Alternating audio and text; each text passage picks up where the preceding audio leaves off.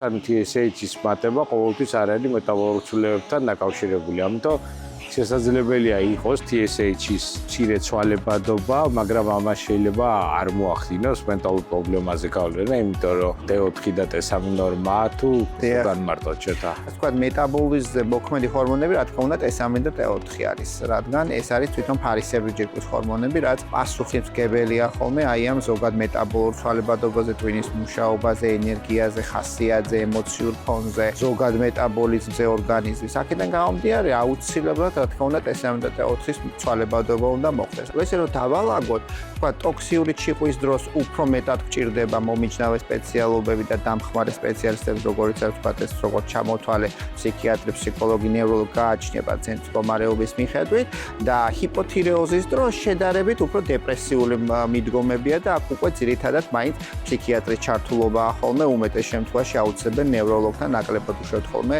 ესეთ პაციენტებს. აუტოიმუნური თიროიდიტის დროს გვაქვს უფრო ხშირად კოგნიტიური დარღვევები ასევე გამოხატული და ამ კუთხითაც გვჭირდება ხოლმე დახმარება.